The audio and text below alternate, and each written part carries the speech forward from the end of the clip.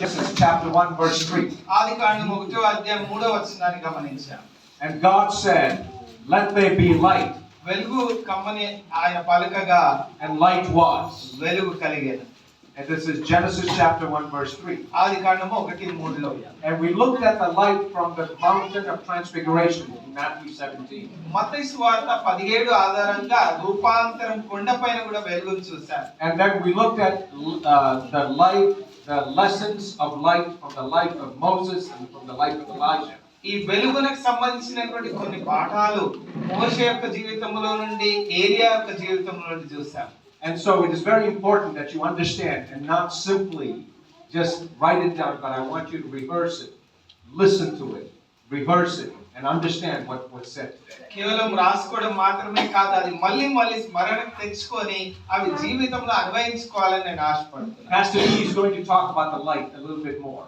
ఇంకా కొద్దిగా పాస్టర్ నీ గారు మన ముందుకు వచ్చి దేవుని ఆ వాక్యంలో నుండి వెలుగు గురించి ఇంకెక్కువ నేర్పిస్తారు. How many of you here are pastors and leaders in the church?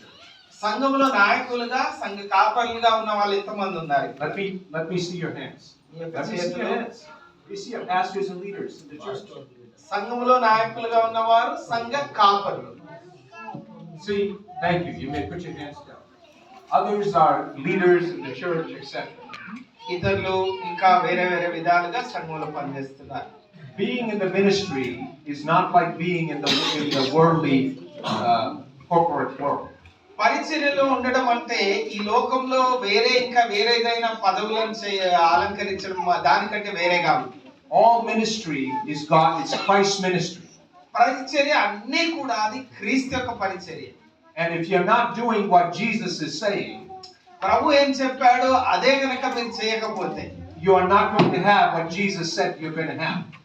ఆయన చెప్పినటువంటి విధంగా పరిచర్య ఉండదు. It is very important that you do what Jesus tells you to do in ministry. యేసయ్య ఏం చెప్పాడో వాటిని మనం పరిచర్యలో చేయాలి. You cannot copy what your father did, your uncle did, your grandfather did, and your boss at work did. మీ తండ్రి ఏం చేశాడో, తాతలు ఏం చేశారో, వేరే వాళ్ళు ఏం చేశారో, లేకపోతే ఈ లోకంలో వేరే వాళ్ళు ఏం చేస్తున్నారో అది అనుకరించడం కాదు. So in the beginning, in the book of Genesis, we looked at this morning, it says there was chaos. ఆదికాండంలో చూసాం, అక్కడ అంతా కూడా అస్తవ్యస్తంగా ఉన్నటువంటి పరిస్థితులు, నిరాకారంగా ఉన్న పరిస్థితులు. There was disorder. అక్కడ క్రమంగా లేనన్ని పరిస్థితులు. There was chaos. Things were out of control. ఒక విధంగా నియంత్రణలో లేనటువంటి విషయాలుగా అక్కడ కనపడుతున్నాయి. And in that chaos, in Genesis chapter 1 verses 1 and 2, in chapter 1 verse 3, God comes and God speaks, "Let there be light," into the chaos. ఆదికాండము 1వ అధ్యాయం 1-2 వచనాల్లో ఉండేటువంటి నిరాకారంగా ఉన్నటువంటి ఆ పరిస్థితుల్లో 3వ వచనములో ఆ స్థితిగతుల్లో దేవుడు ఉనికిలోనికి వస్తాడు. What I'm trying to tell you is he put light. This is not the light like you see this light or the light of the వెలుగు sun. కమ్మని పలకగా అనేది మనం చూసేటువంటి ఈ వెలుగు, సూర్యుని వెలుగు అలాంటి వెలుగు కాదది. This light is a different light. అది ప్రత్యేకమైన వెలుగు. This light is God himself. ఆ యొక్క వెలుగు ఏంటంటే దేవుడు తానే వెలుగై ఉంటున్నాడని చెప్పాడు ఆయన్నే. The epistle of John and the apostle John tells us that God is light, in him there is no darkness. అపోస్తలుడైన యోహాను పలికినటువంటి మాట, దేవుడు వెలుగై ఉన్నాడు, ఆయనలో ఆ యొక్క చీకటి ఎంత మాత్రము లేదు. God spoke his word into the chaos. ఆ ఉన్నటువంటి గందరగోళ పరిస్థితుల్లో దేవుడు వెలుగు కమ్మని పలకగా వెలుగాయి. God spoke himself into the chaos. ఒక విధంగా ఆ ఉన్నటువంటి పరిస్థితుల్లో, నిరాకారంగా ఉన్నటువంటి పరిస్థితుల్లో దేవుడు తానే స్వయంగా వచ్చాడు. God put himself into the chaos. ఆ ఉన్నటువంటి పరిస్థితుల్లోనికి దేవుడు దిగి వచ్చాడు. And chaos became order. తర్వాత చూస్తే అంతా క్రమం వచ్చింది. That is what ministry is. పరిచర్య అంటే అదే. Your Sunday morning sermons ఆదివారం కాల సమయం మనం చేసే ప్రసంగాలు is not a Bible lesson. అదేంటో బైబిల్ పాఠం కాదు. This convention is not about giving you Bible lessons. ఈ యొక్క కన్వెన్షన్ ఏంటంటే ఏదో బైబిల్ పాఠాలు బోధించడం మాత్రమే కాదు. It is giving a word. అదేంటంటే ఆయన వాక్కును ప్రకటించడం. And that word, the Greek people had a name for it. It's called the Rhema word. రేమా అనేటువంటి పదాన్ని గ్రీకులు వారు వాడేటువంటి వారు. It is the revealed word of God. అది ప్రత్యక్షపరచబడిన దేవుని యొక్క మాట. A specific word of God for a specific situation for a specific time. ఒక పరిస్థితుల్లో ప్రత్యేకమైనటువంటి ఆ సందర్భానికి తగినట్లుగా దేవుడు పలికినటువంటి మాట. And so when God, and every morning your congregation, your people, your church, your community is coming in as chaos. ఒక విధంగా గందరగోళ పరిస్థితుల్లో నుండి మీ ప్రజలు ఎప్పుడైతే సంఘంలోనికి వస్తారు, Families have chaos. They have fights before they get to church. సంఘంలోనికి రాకముందు కుటుంబాల్లో సమస్యలు ఉంటాయి, గందరగోళ పరిస్థితులు The ఉంటాయి. night before somebody's business is in trouble. అనుకుందాం వారు ఆదివారమున లేకపోతే వేరే రోజు సంఘానికి రాకముందు ఆ ఇంతకు ముందు ఉన్నటువంటి దినాన ఏదో నష్టాన్ని అనుభవించి రావచ్చు. And the husband and wife had a bad fight that week. లేకపోతే ఆ వారం భార్య భర్తలుగా ఎంతో వారు పోట్లాడుకున్న పరిస్థితి ఉండొచ్చు. The father-in-law, mother-in-law had moved into their home and it's chaos in their home. అత్తమామలు వచ్చేసారు, ఇప్పుడు గందరగోళ పరిస్థితులు వచ్చేసాయి. And you have many sort of situations as people come into your church. It's chaos that's coming in. కుటుంబాలుగా వస్తూ ఉన్నారు, గందరగోళ పరిస్థితులను తీసుకొని వస్తున్నారు. It's Genesis chapter 1 verse 1.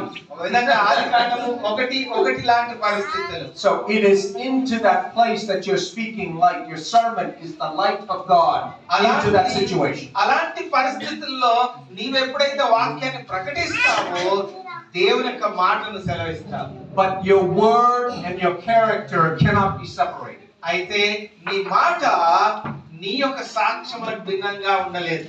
Your word, let me say that again. Your word నీ ప్రకటించే మాట and your character అంతేకాకుండా cannot నీ be యొక్క separated. గుణశీలము ఈ రెండు వేరువేరుగా ఉండలేవు. And that is why you have to be the light. అందుకొరకే నీవు వెలుగై ఉండాలి. Every minister here, everyone who raised their hands today has a responsibility before God in heaven. You will be judged. ఎవరైతే చేతులు ఎత్తారో వారందరూ కూడా గుర్తుపెట్టుకోవాల్సిన విషయము, దేవుని ఎదుట మనం ఒకసారి లెక్క అప్పగించవలసి ఉన్నది. ఆయన తీర్పుకు మనము జవాబు చెప్పాలి. Don't be playing games with Christian ministry. క్రైస్తవ పరిచర్య అంటే ఆషామాషి పని కాదు. Don't be playing it because you are to be the light, and if it's not the light, God will judge that. మనం ఇష్టానుసారంగా చేయడానికి వీలు లేదు. మనం అలాగ చేస్తే దేవుడు తీర్పు తీరుస్తాడు. God always comes against darkness. ఆ చీకటికి విరుద్ధంగా ఎప్పుడు దేవుడు వస్తాడు. And so when you speak the word, you have to be the light. నీవు ఎప్పుడైతే వాక్యం ప్రకటిస్తావో నువ్వు వెలుగై ఉండాలి. I'm not talking about perfection. అదేదో మనం సంపూర్ణం అన్నిట్లో మంచి వాళ్ళమని కాదు గాని, I'm talking about a life that is dedicated, consecrated to God. మన జీవితము దేవుని ఎదుట సమర్పణ కలిగి ఉన్నటువంటి జీవితం మనం కలిగి But ఉండాలి. somebody who wants to do what God wants that person to do. దేవుడు ఏదైతే మన నుండి కోరుతుంటూ ఉన్నాడో ఆ విషయాన్నే చేసేటువంటి వారంగా మనం So సమర్పించుకోవాలి. being the light has to do with the character of God. దేవుని యొక్క గుణశీలం ఏ విధంగా ఉంటూ ఉన్నదో ఈ లోకంలో వెలుగుగా మనం ఉండాలంటే అలాంటి వారంగా మనం ఉండాలి. And that character of God will flow from the pulpit. ఒక విధంగా దేవుని యొక్క గుణలక్షణము మన జీవితము ద్వారా, మన యొక్క ప్రసంగ పీఠము ద్వారా జనుల్లోనికి అది ప్రవహించాలి. The light inside of us మనలో ఉన్నటువంటి ఆ జీవితం will come out as light as word that will have impact. వెలుగుగాను వాక్కుగాను వచ్చి ప్రజల జీవితాల్లో అది కార్యం చేస్తుంది. That is being the light. అదే ఈ లోకంలో వెలుగుగా ఉండడం. That's why you are a chosen race. మనము ఎన్నుకోబడినటువంటి జనాంగంగా ఉన్నామని ఆ 1 పేతురు 2:9 A royal priesthood. రాజులైన యాజక సమూహము, A holy nation. పరిశుద్ధ జనము, A people of his own possession. ఆయన సొంత జనాంగముగా చేయబడ్డాము. That you may proclaim. ఎందుకొరకు అంటే That you may proclaim. మనం ప్రకటించడానికి, ఆయన గుణాతిశయములను ప్రకటించడానికి, That you may preach the excellencies of him. ఆ దేవుని యొక్క గొప్పతనాన్ని ప్రకటించడానికి, Who called you out of darkness. మనల్ని చీకటిలో నుండి వెలుగులోనికి నడిపించాడు ఆయన. Into his marvelous light. ఆయనకు గొప్ప వెలుగులోనికి నడిపించాడు. You must be a flame carrier. మనము ఆ దేవుని యొక్క అగ్నిని మోసేటువంటి వారంగా ఉండాలి. And it is through that దాని ద్వారానే that your congregations will be healthy. అప్పుడు మన సంఘాలు బలపరచబడతాయి. Healthy pastor. ఆరోగ్యకరమైనటువంటి సేవకుడు ఉంటే, healthy pastor's family ఆరోగ్యకరమైనటువంటి సేవకుని కుటుంబం ఉంటాయి equals healthy church. అప్పుడే ఆరోగ్యకరమైనటువంటి అభివృద్ధి చెందేటువంటి సంఘాలు ఏర్పడతాయి. Amen. Amen. Now I gotta invite Pastor Lee to come out.